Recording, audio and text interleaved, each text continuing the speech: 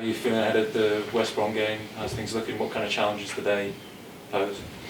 Yeah, they're a very good team, very well coached. We sampled that down their place last season, and very well organised and intense the way they're playing, similar to the game against Leeds last week. So yeah, they're a good team, got good players, good experience at this level, obviously, and so yeah, a tough challenge for us. I keep saying similar things in this league. You know, there's a lot of good teams, very even in some ways. So you've got to be at your best, and certainly we'll have to be close to that to perform and do well on Saturday. You had this really impressive trident last season of Archer, Akpom and Ramsey, and it's interesting to see where all three of them are ending up, you know, in the Premier League or at Ajax. How hard is it to replace that, and can you do that internally, or do you have to add? Yeah, credit to the boys. You know, they've gone on and they had a good season last season, and I think it showed the quality of where they're at now in terms of their career and what's next for them. For us, it's about, you know, adapting, evolving, and finding the next best solution, and you know, striving for them standards, whoever it may be, individuals or collectively. That's always the challenge. You know, every season's different.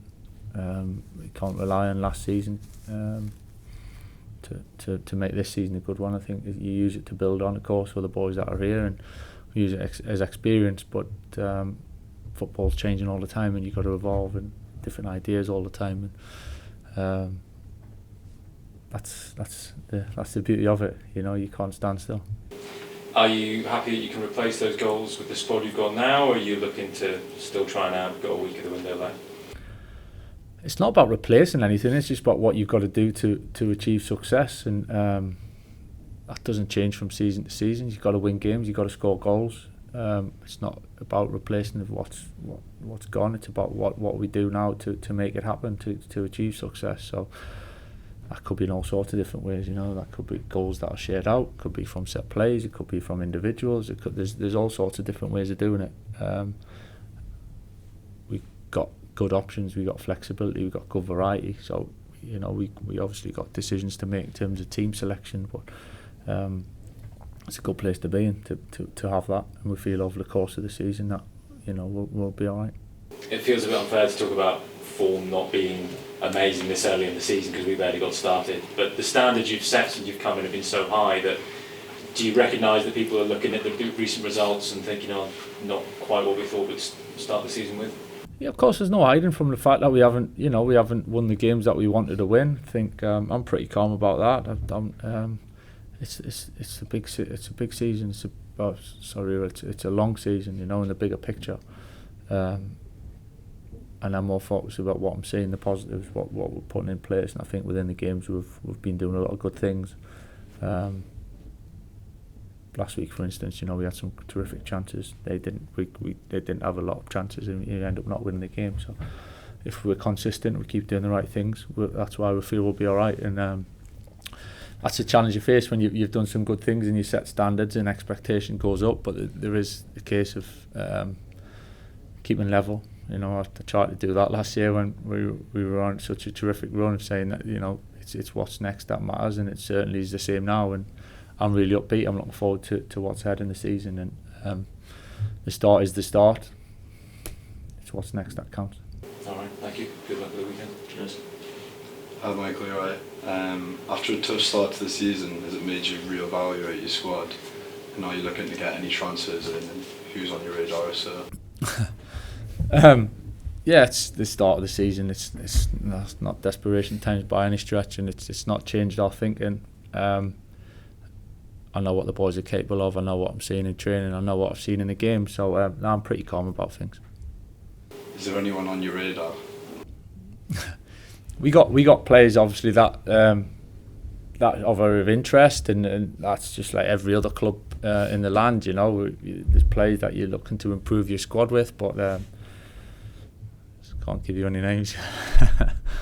When you look at the prices some players in the Championship are now going for, is it getting harder and harder to keep your top players?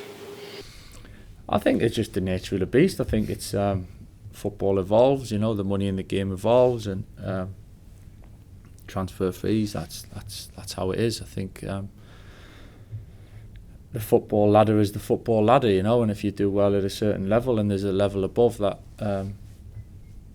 that you're not quite there as a team or as a club, then you know that doesn't change because it's Middlesbrough now. We're in the Championship, or whether it's somebody else in the Championship, or teams that are towards the bottom of the Premier League. If one of the bigger teams come, that's football. That's how it is, and I understand that.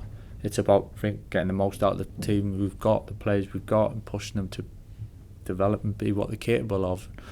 Of course, we want to keep everybody. We want to progress together. We want to move up the table. We want to get out the league. But reality is reality as well. And how much do you feel like the team's in flux at the moment? All teams always are to an extent before the window shuts. But does it feel worse than usual this year because the team has changed quite a lot? What feels worse? Sorry. Because the team's in flux, it's going through like a transitionary period. I wouldn't say it feels worse. I think for me it's our first pre-season. I think it's the first, well it certainly is the first pre-season for me. It's the first start of the season that I've had, coming in from October last year, so I've got nothing to compare it against personally. We're in a good place. You know, I'm pleased with the lads and look forward to what the season's going to bring. Thank you. Michael, how do you think the new signings did in their first game against Huddersfield, in particular Manuel Lath? Yeah, I thought I'd done well. I think it's not easy for your first game when you haven't played or you haven't trained, and you're trying to get to know the group and the style of play and what your kind of roles are. And I was really pleased with them. I thought Manu looked sharp and lively and could have scored. Thought Lucas bedded in really well against a tough team to play against, and playing fullback against a good winger. I thought he dealt with that very, very well. And the role that we asked him to play was a little bit more defensive than you might see throughout the season, but certain games require certain things. So again, for him, that challenge of adapting, I thought he was terrific. So I was really happy with them both. You mentioned I've not had a lot of time to settle in. As a manager, how do you go about the process of helping new players settle into their new surroundings? Yeah, part of it is time. Listen, we're not different than other teams. You know, other teams have got players that are settling in as well. That's what I think is the start of the season is what it is, and once you settle into it and get results and find your rhythm, and coming into September, then the season starts taking shape a little different. So that's just how it is. You know, we take time. We obviously spend time in meetings and on the training pitch, and time and experience is a great thing. You know, so unfortunately you don't get enough time. It's here and now that counts, but there's an understanding from us as staff with new signings that you know what they need and what we need to give them. How important is group morale and togetherness for you to create a successful environment? Huge, yeah, huge. I think it's about people. At the end of the day, it's about people looking after each other, performing for each other, sacrificing for each other. Yeah, it's togetherness is huge. I mean, even from the supporters' point of view, you know, for how we're supported and the numbers that travel and support us, going away to West Brom and Bolton with sellouts and for our location, you know, that's part of the togetherness. It's about people and supporting each other and connecting with each other, and that's part of the squad. And the boys are willing to do that. They're looking after each other, and it's the team at the end of the day that's important. And finally, you scored your first league goal, of course, on Saturday against Huddersfield. You had a lot of chances, though, and you've had a lot of chances in the other games you've played as well. Is it just a case of, if you keep doing those right things, it will eventually click? Yeah, it's not as easy as that. Of course, it's not. But consistency is important. I think giving yourself the best opportunities to win games by doing the right things, putting yourself in a position to be able to take the chances is vital.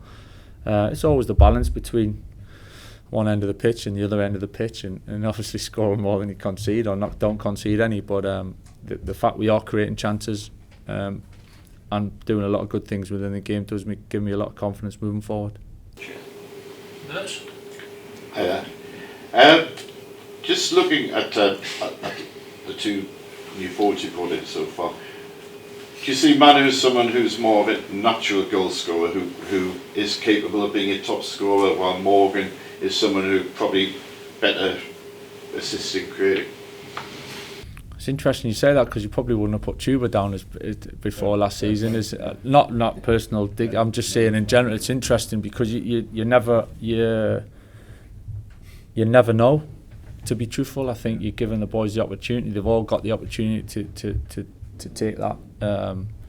For whatever reason, some end up scoring more than others. Sometimes it's form, sometimes it's a little bit of a positional thing, sometimes it can be different reasons. But I think the beauty about it, for me, I feel like across the front line, they're all capable of scoring goals. Whether one's going to get 30 or whether there's 3 or 4 of them are going to get 10 or 12. It's about what's right for the team. So going back to the question earlier about the replacement, it's more evolving really, and bringing players in and using them as best as we feel to get the best out of them. Because you know the realities of football. The moment that you lost in the playoffs last season, did you realise you had a hell of a job trying to keep the 3 loanees plus Akbom, who was so successful last year? Were you almost resigned immediately to losing them all? I'm saying you resigned. I think you understand, as I said before, about the reality of what that is, and the loans and how many we had and how important they ended up being and how well they've done, and it's proved for, they've all gone on and kind of up a level, if you like, jumping up a level in terms of the career and the next stage of the career in terms of different leagues. So from that side of things, it's a real positive. I think we're capable of helping players and develop players and pushing them on and getting the best out of them. Now it's about doing exactly the same with the group we've got now. And of course we don't want to lose them. We don't want to make them better for somebody else. That goes without saying, and we don't intend to do that. But with the loans especially, that can be a bit of an issue. So I feel that we've gone away to kind of enhancing our chances throughout the season this year, and maybe going into next year and thinking a little bit further ahead with the bigger picture, and that's why I'm a little bit calmer with how the season started. You mean there's always that inherent danger in getting loan players because of what has happened? Yeah, and I'm not knocking the loan players at all. I just think if you have quite a lot that you rely on or a big part of your team, then at some point you almost got to change your team a little bit, and that brings its challenges, which is fine, and you can adapt and deal with it. We're just looking ahead a little bit more, the bigger picture, and trying to make that foundation of the group really strong.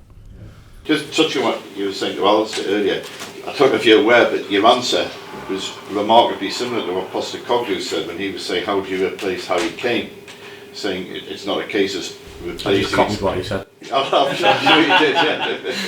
But, I mean, listen, look, when you look at Spurs, and there's all those goals being taken out of their side, they've scored 2 goals each of the games, including against your former club. Is that almost like a example of what can be done when you lose big players? Yeah, it probably is an example. Yeah, honestly, I've not given it too much thought in terms of comparing it to ourselves. But you mentioned it. Yeah, it is a good example, and I just think that's football. Players over time. All sorts of different teams of all sorts of different levels have lost players, and you've got to adapt. At United, in history of having teams and losing players and adapting and changing.